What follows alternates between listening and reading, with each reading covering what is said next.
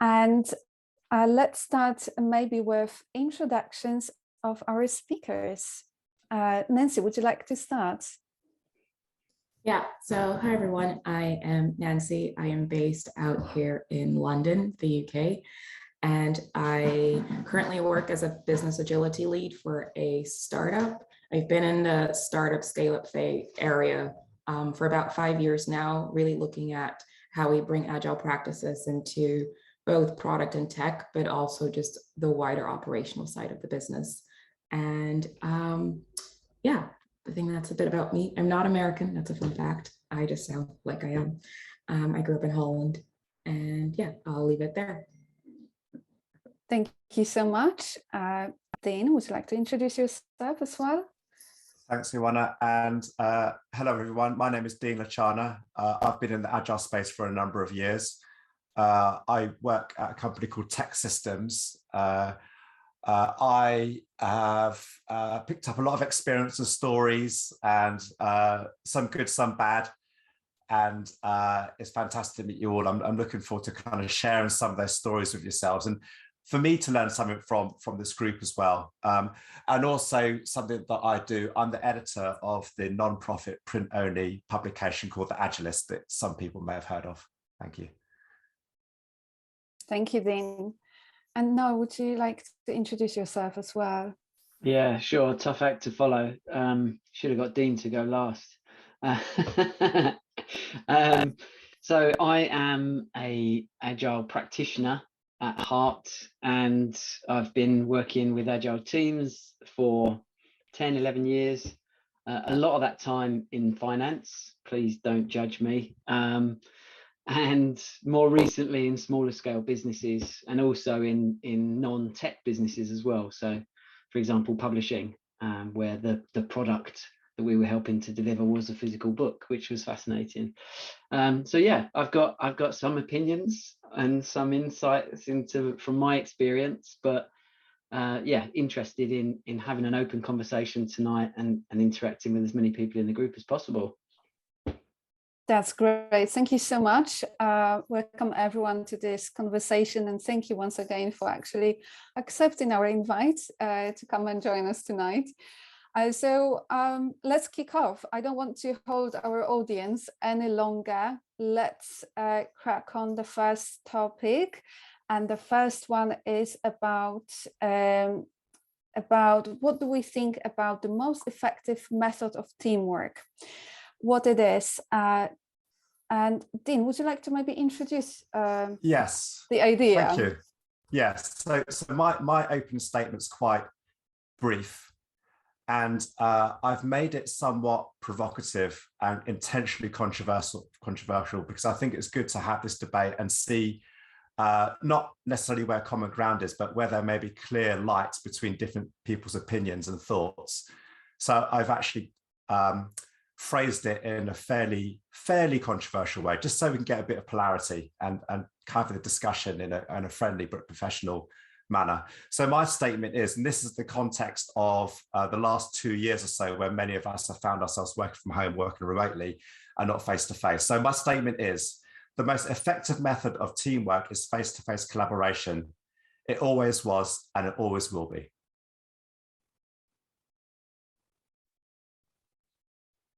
Thank you, Dean. So I'm going to start the voting, and for this purpose, let me share my screen. I hope you can see it. And what we're going to do, so if I may ask, if you can go to the website that hopefully you can see it on top. It's www.menti.com. And when you enter this, or when you have the page open, there is the field which requires to enter the code. And the code, if you can see it on the top, is 84157754. And while people are voting, let's not forget that this is actually one of the principles in the Agile Manifesto. That's right. So let's start voting. Let's take maybe 1 minute so that we can allow everyone enough time to vote. I'm going to vote myself.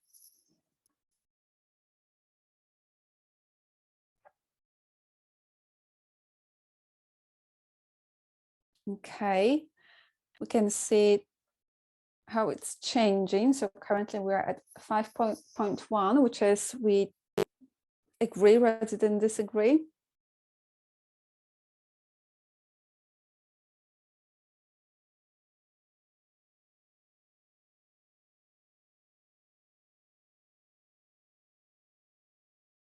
Okay, do we have any more votes? Lovely. So we have 4.8, which I think we can say that we agree that face-to-face collaboration is one of the most effective methods of teamwork. So I'm going to hand over to our guest speakers for further. Just a slight alteration there. It's not one of the. I'm saying it is the most. It's not one of the. It's the most. Yeah, just to be clear. Thank you. Okay. Thank you, Dean. So I'm disappointed with this result. I'm going to be honest, because I disagree. So I think so much.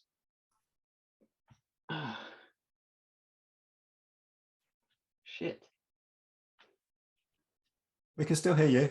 Oh, you can? What happened? Yeah, we can hear you. Yeah. My screen just completely went off. What happened there? No, you're good to go. We can hear you and see you. All right. Apologies. Apologies for swearing. Yes. So if you think of a typical face-to-face meeting in an office, I would say that 80% of that time is waste. That, you know, in terms of it being the most efficient way of communication and collaboration, yeah, I wish it was, and I wish meetings were managed better.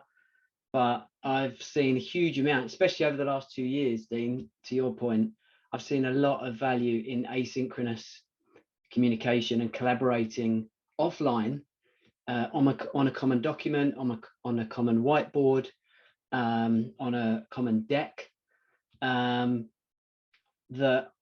has been much more efficient and much more appropriate than potentially trying to get everyone in a room for a workshop. So I disagree. Good. Just if I don't mind responding really quickly to that, I wasn't necessarily saying meetings. I think you're referring to meet-ins. My belief is collaboration within an organization, particularly at the team level, and that could be more than meetings. But I'll pause there. Yeah, it could be something other than meetings. Could be. Yeah, could be. One of the organizations I've been working with recently use Slack, and it saves so much time and emails and meetings just by having that constant communication and collaboration that isn't face to face. So meetings is the biggest drain for sure, but I would still say even outside of meetings, it's, you know, it shouldn't be the go-to, the default only option. Interested to hear what Nancy thinks. I think I apply a psychology lens on it, and I think you can't beat biology. And what I mean with that is something happens when people meet. You pick up a lot of cues, body language, chemistry, like a lot of the nonverbal cues that allows people to build chemistry and connection and attachment. It's what allows people to collaborate, or at least not allows them, but I think it allows people to collaborate in a way where they interact with each other in a very playful, creative way. And I think maybe with a lot of prep work, and I mean a lot of prep work, you could recreate it in the virtual landscape. But I Yeah, so I agree with the statement. I just don't think that you could fully replicate what happens when people meet in person online. I agree. There are substitutions that can be employed in a virtual settings, but substitution doesn't mean equivalence. And I like what you're saying, Nancy, around non-verbal communication. There are subtle cues that we can pick up when we're face to face. Physical connectedness, like if someone appears to be upset or is in trouble, like a comforting hand on a shoulder is definitely possible in a face-to-face manner. The power of gift giving, sharing, symbolism, the importance of place, returning to a familiar place at lunchtime, let's say. Every Tuesday we might go for lunch. Things around eye contact and directing attention with one's eyes. Let's not forget the importance of serendipity. I think our careers have probably unknowingly pivoted on those chance encounters we may have had with someone in our network that we bumped into each other, you know, on the street or at the water cooler. Gemba, a location is really important if we want to understand the environment in which our customers work in, for example. Can I ask you a question? Are you including video and like Zoom meetings? Are you including that as face-to-face collaboration? No, I'm not. No, we can't completely see posture, gestures. There's a time lag, poor fidelity, a very narrow field of view. Subtle things that we pick up as humans, like the direction that people's feet are pointing. We unknowingly we kind of read somebody and what they're thinking, whether they agree, disagree, whether they're on board, whether you know their state of mind. We simply cannot do that, even on a Zoom or Teams or whatever it might be.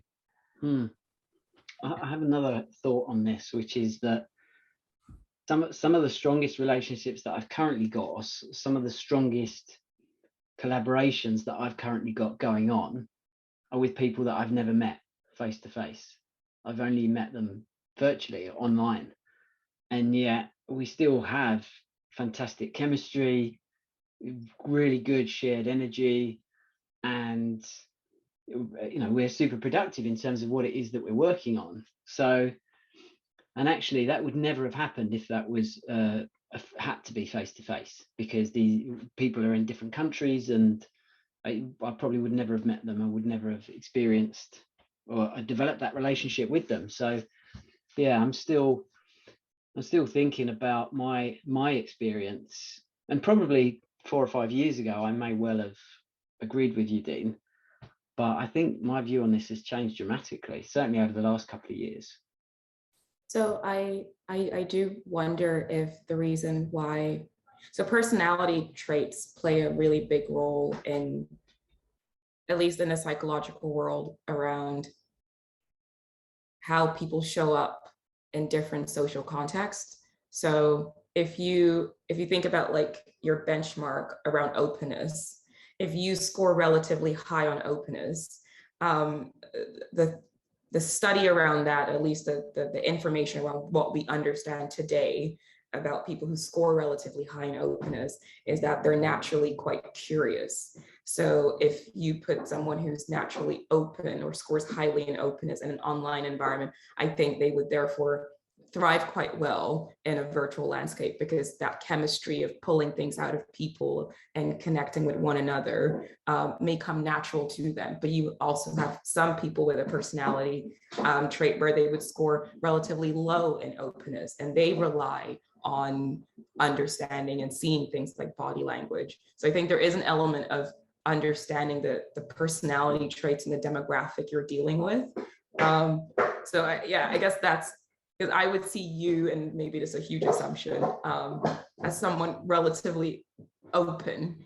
I'm making a massive assumption here. And I therefore think maybe you would thrive quite well in a virtual landscape versus someone who doesn't. So perhaps the question is, sorry, my dog keeps making a lot of movements at the bottom, but perhaps the question is not, is one better than the other, but the question is, how do we translate the things that happen in face-to-face interactions in the virtual landscape for people who may not be as open? Because I think that's where a lot of the barriers are. I will stop my TED talk right there.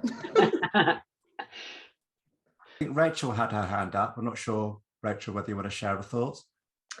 Hi, yes, I agree. It's a blend, because I was going to make some points around culture, because I work with I've got 110 headcount people, a population of 110 headcount, and they are based within APAC and also within Europe.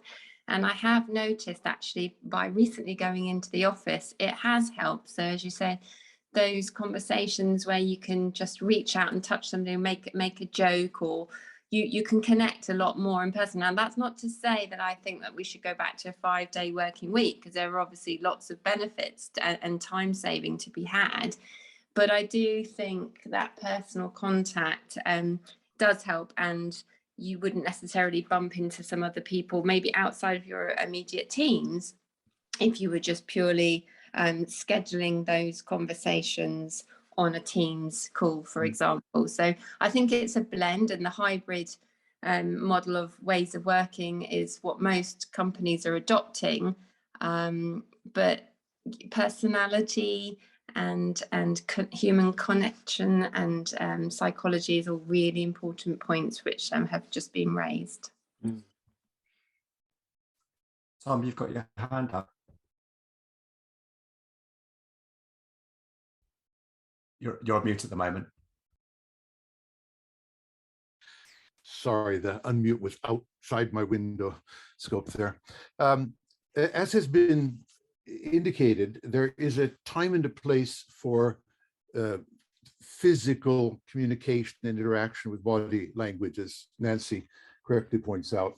But there's also a time and a place where that is not helping, it is not the right thing to do. So first, let me say, I think we need a mixture of these things. And what I feel people are doing too little of is,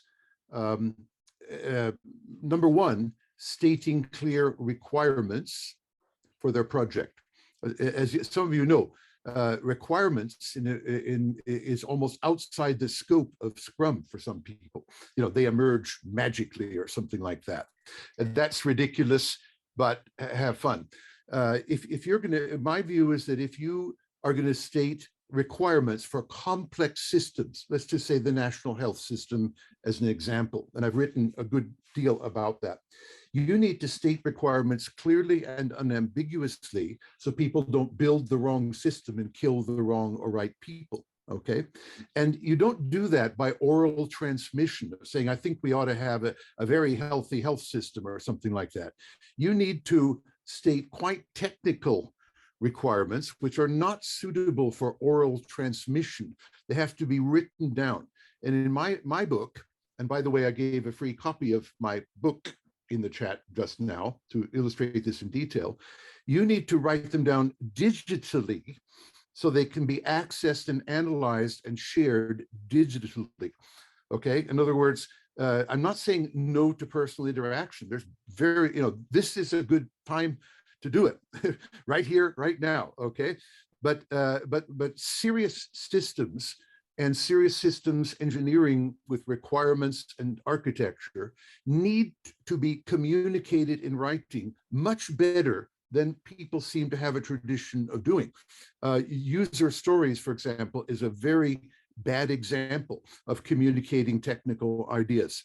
Okay, we need something, for most serious projects, we need something deeper and more specific than that. And exactly what I'm talking about is in my free book and slides I just put into the chat. Lower my hand. Tom. Benjamin. Yeah, that's a great point. It really resonates with me, as you say, about the level of detail required sometimes can't be replicated other than in writing, and even visuals. I'm a very visual person, so yeah, some kind of flow or map. Yeah. Very good point. If I just may just respond to that, I think, yes, it's the right medium for the right job. Where I believe collaboration is absolutely critical and face-to-face is the best way of doing it is when we're on the edge of understanding, where things are emerging, and through the direct exchange of verbal and non-verbal communication, where there could be a disagreement or we need to nut something out, that I'm saying face-to-face communication in the same physical place is something that humans have done and achieved success with since year zero. Once something's codified, once something we want to be able to settle on something, then there's a degree of getting something down on paper or, you know, whatever the format might be. But before that, there could be some deep issues, deep problems or opportunities that we need to be able to get under the skin of. And I think face-to-face communication is the most collaborative form of doing so. Notice we got another hand up there from Benjamin. Yes, thank you. A real quick thought I just had listening to you guys. I think we have to keep in mind where we learned to collaborate, in fact.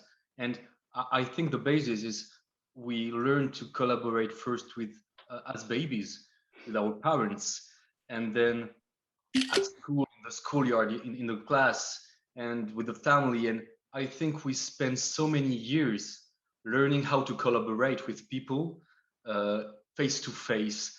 And I think this is something that is, so I don't know what will happen in the future, but I think this is something that is quite natural and quite deep inside of us that we learn very soon. And I don't know, it doesn't seem logical to me that there is a more efficient solution than this one that we learned since the beginning. Maybe just a thought.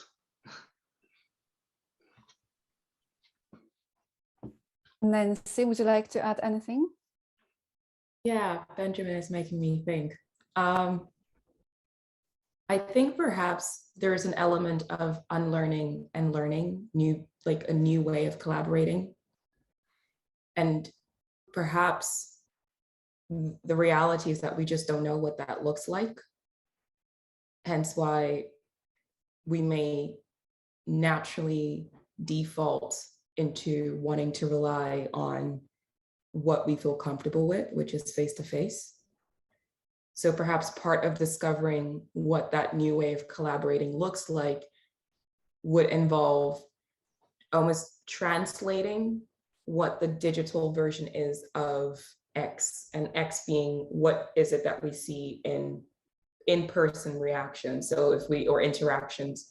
So if we see, and what social media has done in terms of it's translated a lot of, so being able to follow each other and form attachment, that has now in the digital landscape, it's following someone and hit that button, or liking or reacting to the things that they put up. So maybe there's some sort of organic collective brainstorming around the world of designing what that new way of being looks like. But I think in order for that new way to be successful, it has to draw from real world interactions. Because otherwise, I don't know, otherwise I really just don't think you could replace in-person interaction.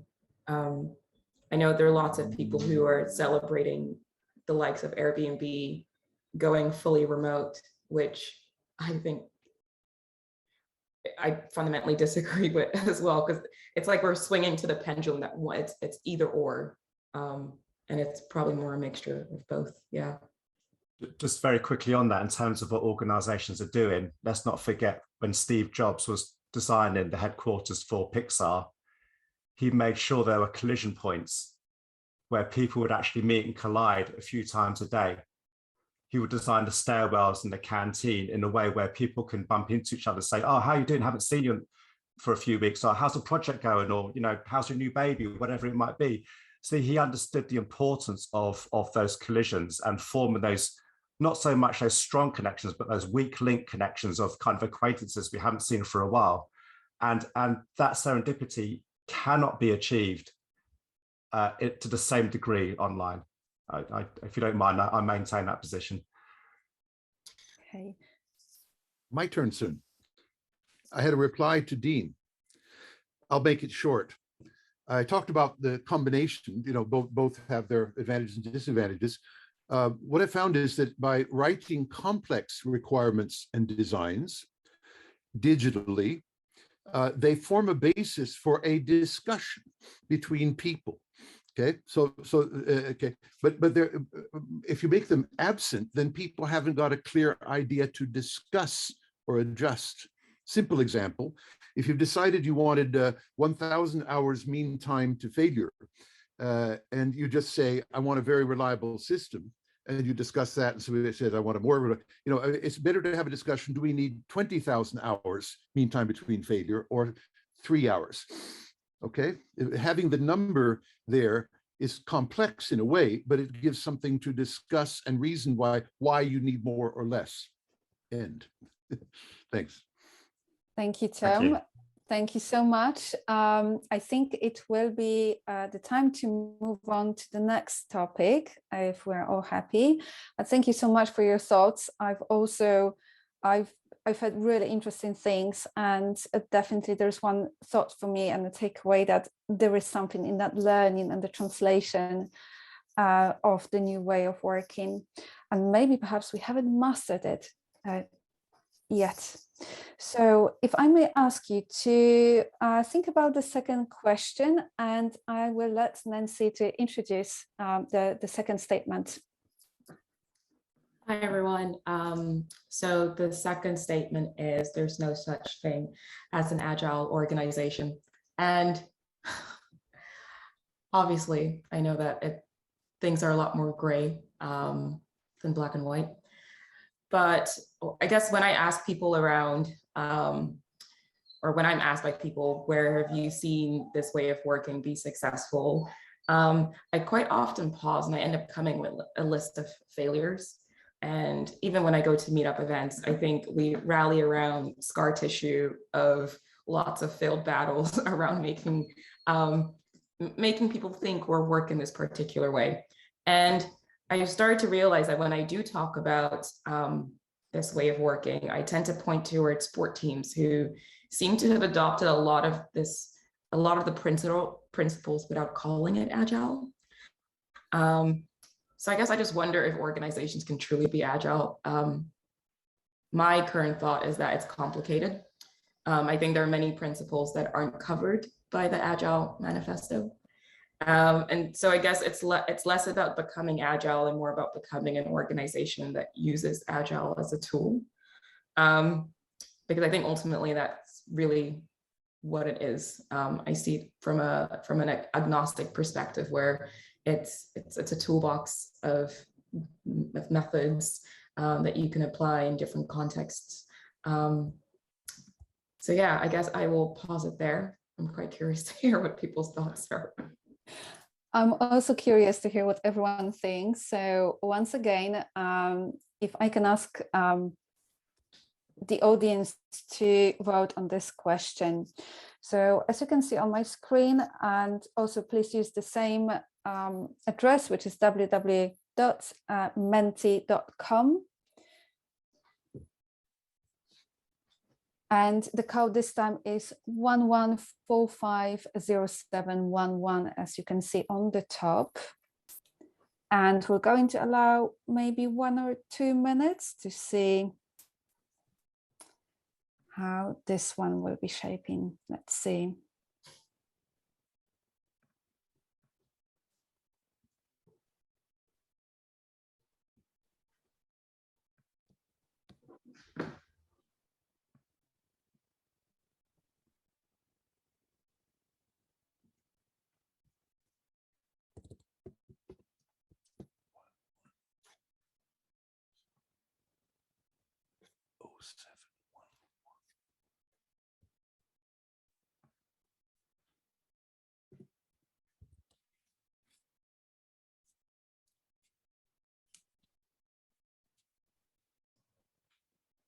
Okay, do we have any more votes?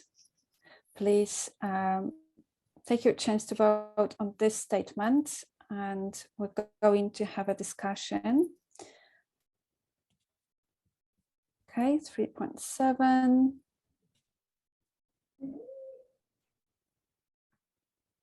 Distribution's also interesting as well, not just the mean average, but the distribution is worth observing. Hmm. Okay. So I would say I think we are kind of neutral to that statement. So I would like to invite our speakers to let us know, what are your thoughts on this? Is it an agile organization or is not? Go, Noel, I'll let you go.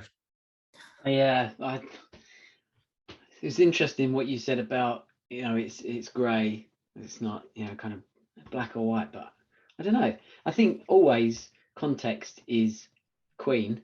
I've seen small companies where, less than 20 people, where everyone's completely aligned to the strategic goals and the objectives of the company. And there's OKRs in place and it's all beautifully lined up. So would I say that that's an agile organization? Totally, yes. I've also seen organizations of kind of 50 people where internally it's a bit shit and they're working in silos, but when it comes to the client's needs, they are like ninjas and the clients love them because they react super quick, they deliver lots of value, iteratively, regularly. They're good at finding the right things. So, from a client's perspective, are they an agile organization? Absolutely. What I've also seen on the other end of the spectrum, and I did say I'd worked in finance, but is where you've got kind of a tech department of 800 odd people who are all sheep dipped into, the framework of choice, training and process, and they're all lined up in these scrum teams that are all operating on exactly the same cadence. And I would say absolutely that is not an agile organization, even though the intention there is really trying to push it down that route really hard.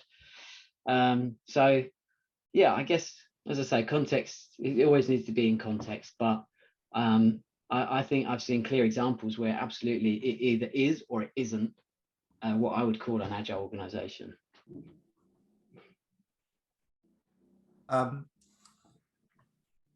I think I'd like to know what we mean by agile organization.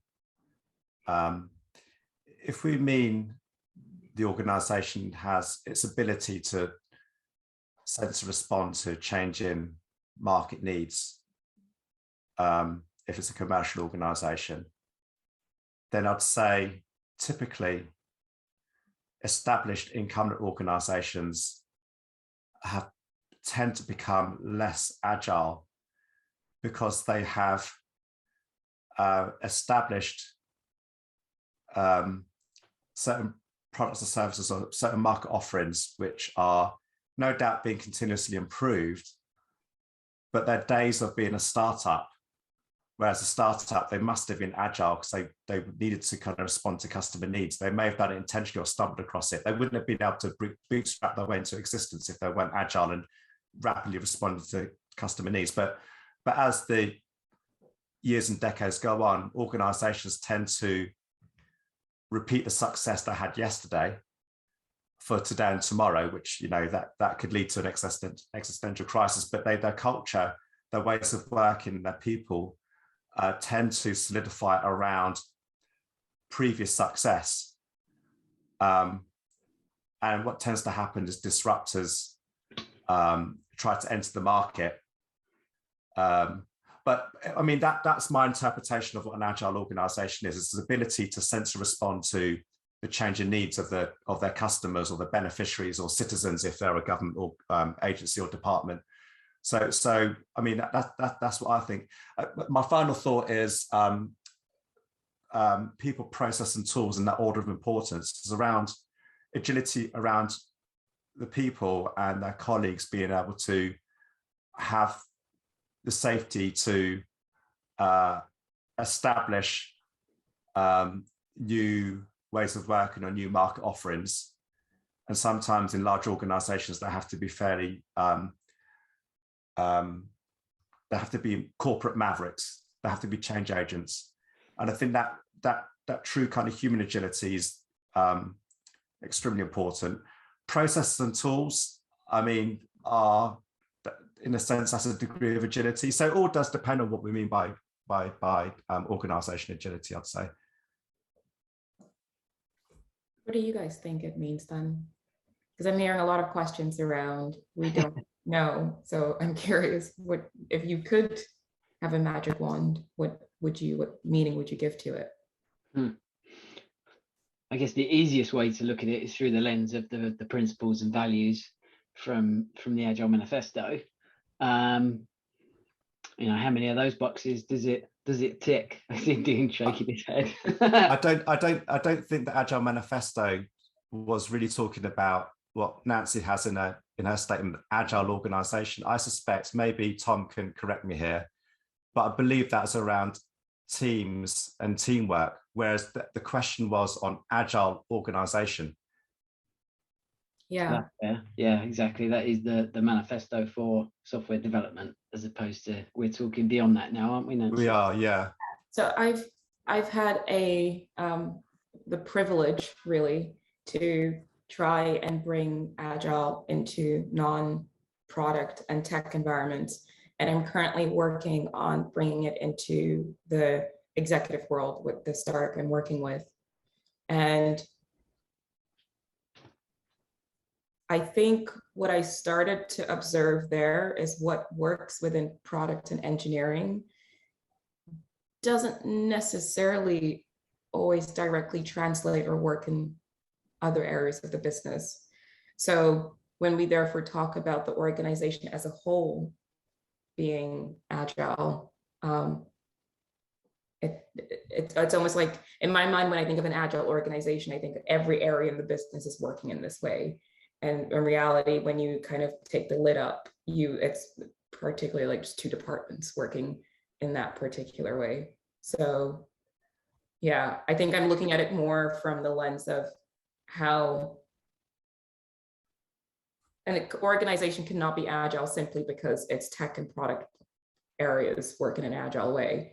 And in addition to that, you can't directly translate this way of working that works for product and tech into other departments. So that's where that experience and that statement kind of comes from. I hope that kind of makes sense. Sometimes I make sense, not all the time. I think it depends on the market offerings. If there are existing products and services which are still viable in the market, and they just need a degree of continuous improvement, then perhaps it needs less agility. Whereas in the same organization, if there's a degree of innovation where they are bringing something new and novel to the market and it's highly emergent and they need to respond rapidly to change, then that might suggest a high degree of agility is involved. The challenge is for organizations that have been around for many, many years and decades, the culture has shifted to one where incentives and ways of working and how we judge values based on the existing products and services. And that stifles the emergence of the entrepreneurs and the innovators in large organizations. So perhaps that hampers organizations to return to their roots and be agile as they would have been in, when they were startups many years ago. I really like what Nabil's put in the comments, actually, and apologies if I'm not pronouncing your name correctly, but he's put, do clients really care whether the organization is agile or not? I think that's a great point. It's like we're interested in this because it's one of our passions. But yeah, from a client and a customer end user perspective, they probably don't give a shit.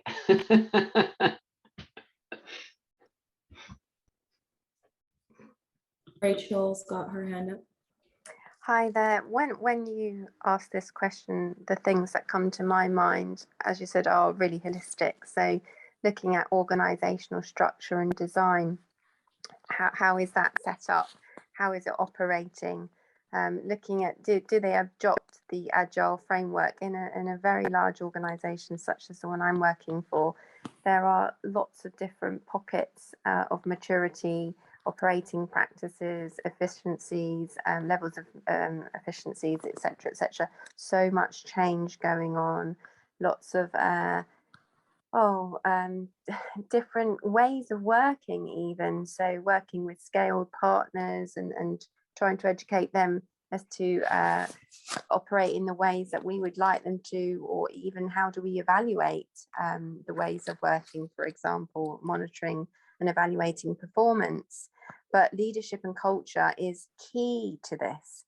If an organization is, as you say, agile, it's far too wide a scope to have this conversation now in the space of a few minutes. And I think it's almost, like you need to go off into workshops and brainstorm this out in these different pillars.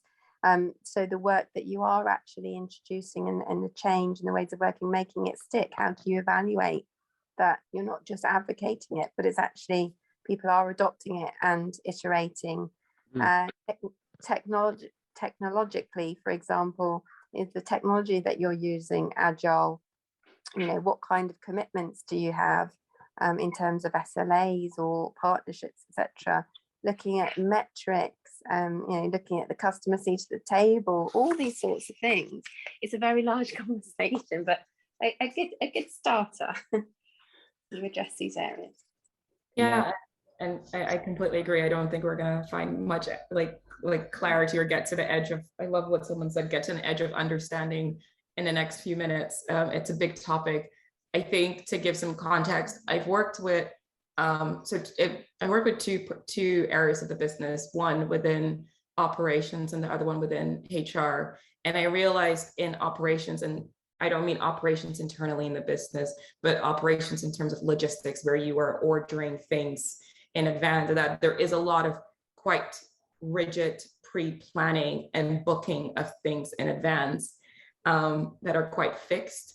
So when you then come with this idea of setting those, doing planning and iterating, it doesn't always translate in those areas. So I think what I've had to do was really think out of the box and almost throw away a lot of keeping the principles to a certain extent, but throwing away a lot of the practices and chopping and changing and sticking things together. So I think that was quite an interesting experience to go through. I'd like to, I don't know how much time we have left over, but I love what Maria wrote in the chat, which is customers may not care, but internal workers truly care. So maybe what ends up happening is that you have two different needs. You've got the needs of your internal employees who may want to work in this particular way and be this organization, but you also have the needs of your customers, and they won't always be compatible with one another. And sometimes they may be in conflict. So I find that quite an interesting perspective.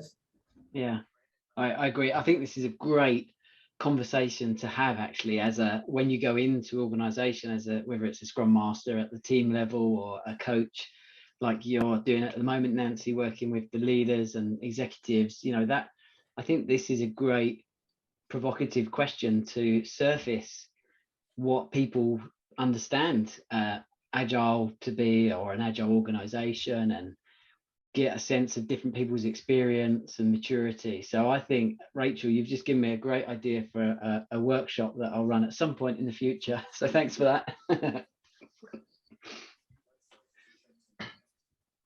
Tom. Yeah, I believe that the degree of agility in an organization or a team or even an individual is ultimately measurable in their output. In other words, if they're agile enough, they will respond to feedback, improve things, and measures of their productivity, which could be many, will go upwards. Okay, so if you can't measure that you're improving the output of the organization, then probably it's not agile enough. There's a risk of a whole new debate there, Tom, about outputs versus outcomes. But I was literally typing that, but I thought, no, I'm not going to type that. I'm actually going to say this because we don't measure by outputs anymore. We measure by business outcome, or you should be. Anyway, what's the business value? Why are we doing this? Keep coming back to that.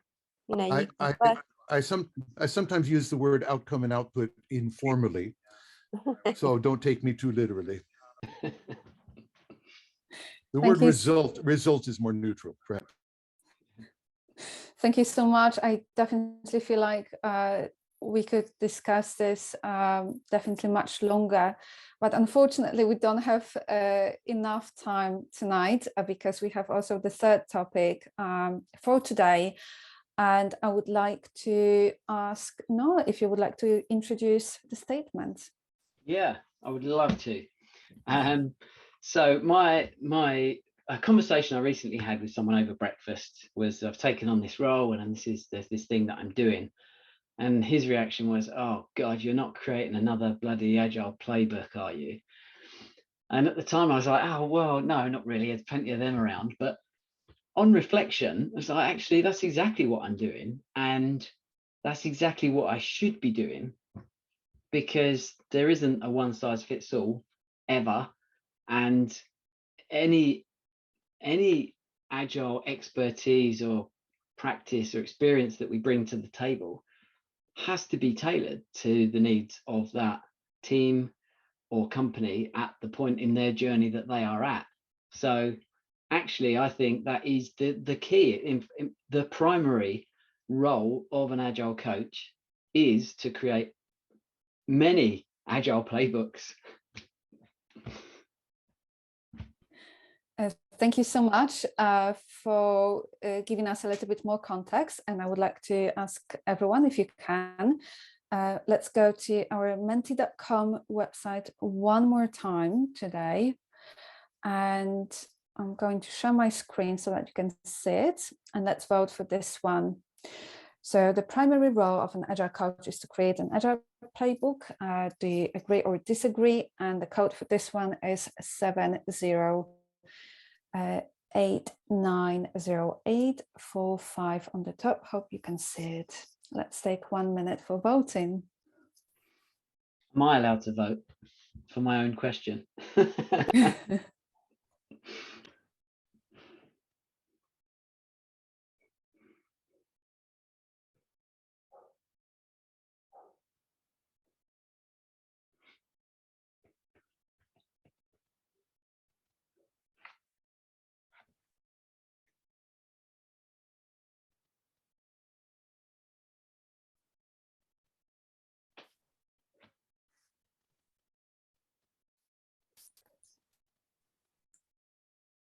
Okay, do we have any more votes?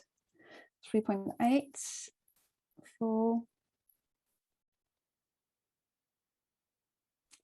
3.8. That's exactly the same one as for the second question. Okay, 3.6. Let's start our conversation. What are your thoughts on this one? After you, Nancy. Okay, not to be melodramatic, but I feel like if I see one more playbook, I will cry. And not because they genuinely look beautiful, and I believe that there is a time and place for them. I think they are a great resource for people to go to when they feel like, I'm just not sure, like, just in terms of like sharing understanding or at least wisdom. And I think as coaches, we are, I know I'm generalizing, the coaches I have come across in my time seem to share a common trait of curiosity. And I think as a result of being curious, they seek out many forms of information and read lots of books. And so you become a walking Wikipedia. Yes, as he turns around.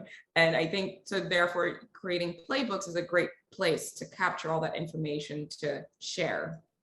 However, I often find, and this is because I've worked with predominantly founders in the last 6 years who have taken their baby, their idea, and have scaled it to a, let's say, 100-man people business, and are now seeking experts who can almost tell them what to do next.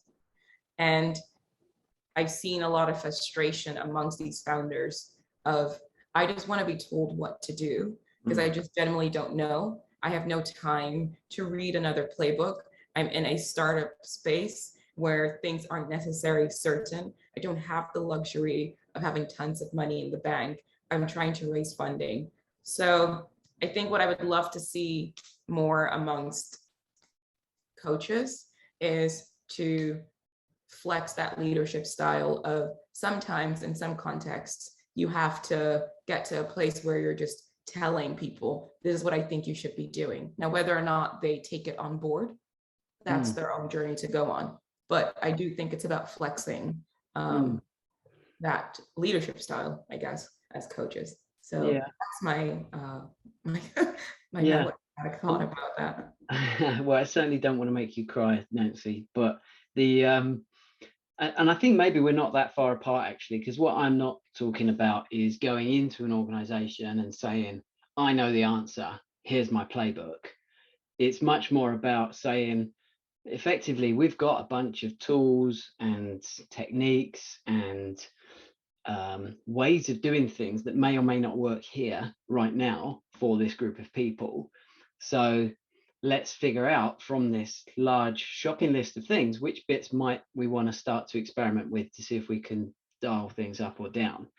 So that's much more what I'm talking about, is collaborating with the people as close to the work as possible in their context to figure out the order in which to try and do things and try things out. So yeah, and as a result of that, you'll probably end up with something that's documented that says this is the order in which we did stuff. And maybe if you've started in a small area of an organization and then you prove the value and then they want it somewhere else, they've got something as a starting point. But then again, that might not be exactly the right answer for them. So you'll get a variation of it. So yeah, a bit more context there about where I'm coming from. I think that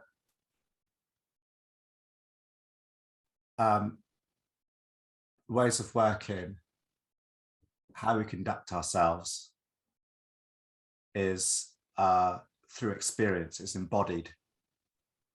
And we've got to go through a number of times physically as a collective. And it's an experiential process. I think that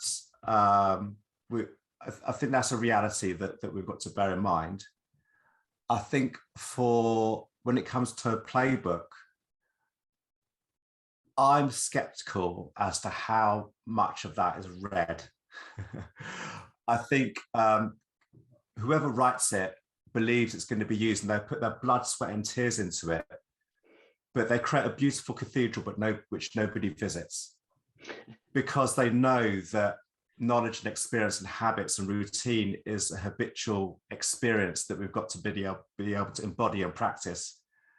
I think there may be also a danger in that the playbook someone can pick it up, maybe not the authors, but they can turn it into a standard. And there's an expectation that you've got to follow this playbook. And then it's management and standards by proxy. I know that wasn't the intention of the playbook originally, but I've seen it kind of turn a dark corner and it becomes a standard. And also, just my final thought is just picking up on the distinction that Rachel made between output and outcome. I think a playbook is an output, but may not necessarily drive the right outcomes. And if we truly believe a playbook is right and the right thing to do, let's prove it by writing a minimal viable playbook. Test it. If it works, fantastic. Build the next iteration. But if it doesn't work, stop. Use your expensive talent elsewhere. And that's exactly what I'm condoning, Dean. Is exactly that. You'll find things out as you go along, but let's make a deliberate effort to set out with a clear intention of trying this followed by this and then maybe that afterwards. So it's much more about capturing what's happening and setting a short term, what's the next couple of jumps here, not what's the end goal, let's map out the whole thing, because that's completely anti what we do day to day. It's much more about breaking it down into small chunks and testing and learning from that. So yeah, when I talk about creating the playbook, it is that collaborative, iterative process of working closely within the context and figuring out and documenting as you go what comes next. And let's remember where playbook actually comes from. It comes from sport, and the coach and the team would run scenarios. They'll look back at last recordings of the last match or on the training pitch, and they'll actually say, okay, in this particular scenario, we'll try this tactic.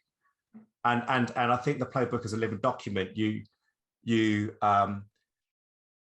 develop, keep, or kill certain approaches to certain situations, these kind of patterns, but I think it's got to be a living thing. And I think, that's built on the principles of minimum viable playbook. Yeah, I love that. It's great. I think in the example, Dean, that you gave around the origin of playbooks in terms of it being used in sports, I think the key word is that it's being used as a tool. So perhaps I kind of slightly pivot my opinion, is that playbooks aren't bad if they have to be used as tools in either week to week, day to day, month and month. It has to be something that people take and use. Funnily enough, this has nothing to do with, well, maybe I went to Los Angeles for holiday, and it was my first time going to America. And I started to look at the behaviors I saw in America in terms of people have dinner, you end up in a car and you drive. So the habit of walking isn't as pronounced. I mean, going for walks isn't as pronounced or as common as what you see here in the UK and London, because things are so close by, and there's transportation. So I started to understand that people's habits and behaviors are really governed by the structure of the environment that they're in.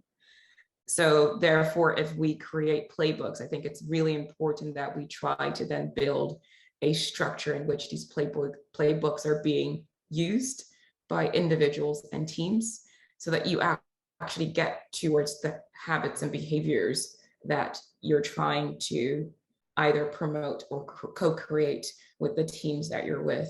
So maybe I think that's the part, because it's the same thing when we see ways of working documents. I mean, rest in peace to every ways of working document that is dying on Confluence right now or on Notion. I think the idea and the reason why they end up just sitting in the graveyard of documentation is because they're not being used. So playbooks are great when they're being used. They're not so great when they're just there sitting in an idle state collecting dust, unfortunately. Yeah, so, yeah, completely agree. Yeah, completely agree. I'm sure there's some wiki pages with my name on it in various organizations. Last updated 2012. Oh dear. Has anyone else got a different? Sorry, Nancy, go ahead. No, I do wonder, maybe that's partially why whenever teams are reluctant to documentation, it's because there might be a bit of scar tissue around, oh, I've had this workshop and we did a great brainstorming session where we were trying to understand how X might work in the context of this team, but it wasn't used, it's just there. So, because whenever I tell a team, let's document a new definition of ready, I tend to get a bit of an eye roll, because it's another workshop documenting stuff to create a one-pager that no one uses. Just picking up on Maria's question here, what about playbooks? Are they great for newbies to start practicing?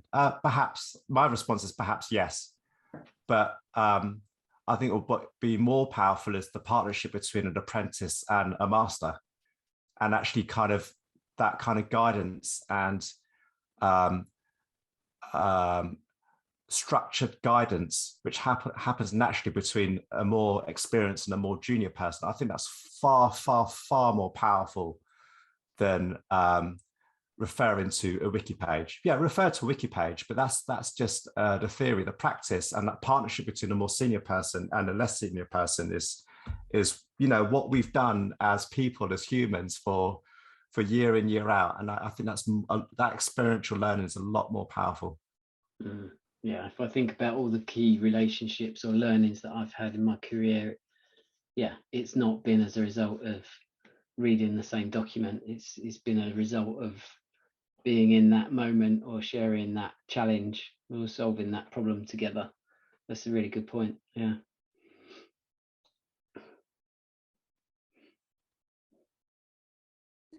I think Rachel wrote a point around, or Rachel, do you feel comfortable introducing it? Yeah, I just say that this is what I've been doing. I've been introducing toolkits. I'm not going to go into all the details now, but essentially it's the role of the leadership team to cascade down to the plus ones. So it filters down into the team. So it's not just what have you introduced, but the benefit as well. So surfacing the actual tools that you've developed and how it can help the teams. So what's the value add and how it can benefit them is really important, which is just basically echoing almost what you were saying. There's no point having something that's redundant that you spent a lot of time and effort on if the teams aren't actually number one, aware of it, and number two, understanding the benefit that it can bring. Yeah, it's great. And I've been triggered in the past by this as well, where I'm told not what the outcome is, but I've been told exactly what to do. So I've been given a spreadsheet to fill in of someone else's questions on someone else's scale of what they think are appropriate answers on behalf of a team to do a health check, for example. So yeah, I agree, Rachel, there's a balance to be had here, and it is important that we offer tools and ideas and things that we've used that have experienced value, but I think we need to keep it at a higher level. So we're saying that at certain times doing some kind of team health check would be useful, but we're not saying, and this is the health check tool you're going to use. I think that's where some of that autonomy needs to come in, and let the people closest to it kind of figure it out. But yeah, so that's what I've done, is I've directed is what I would like to see, but ultimately I've made sure that, for example, my direct reports know who to engage with throughout the business so that they can feed into it. So that's where you get the value add as well. So we know that we're not just doing it from a certain viewpoint. We're looking at different lenses and making sure that we're getting people that are going to be using those toolkits to actually feed in, because they're the ones that experience the day-to-day issues, or we can help to unlock them. So it's the more we hear and the more we can unlock. Yeah, love it. Do we have any more questions from the audience or comments? I think we have one more. Isn't it the whole point of an agile approach, the knowledge that we can't know what we don't know until we get there? Thing that summarizes all. Thank you so much for your time today. I think it was a really insightful discussion. I've learned a lot, and actually I do look at different things in a different way. I hope you also enjoyed that conversation, and thank you to all the participants for your time and also contribution to that conversation. As Agile practitioners, we like learning and improving. So if you have any feedback, please drop me a message. Or if you also have any interesting links, please do share them on our meetup.com website in the Agnostic Agile channel. And the next event is on the 7th of June. and I would like to invite you to this one. It's actually part 2. So the first one was very, very successful, and my colleague Nabil, who was actually attending this call as well, he will be facilitating another not panel discussion but talk this time, which is about how to become one of the most effective change agents on the planet. So please make sure you can come along. It's on the 7th of June, the same time. And as I said before, all of the links will be shared, and also the video recording. So if you want to watch that discussion once again, please feel free to do so. Thank you so much and have a lovely evening. Lovely to meet everyone. See you later. Thank you. Thanks. Bye. Thank you. Thank Bye. you. Bye. Bye bye. Have a good evening. Bye.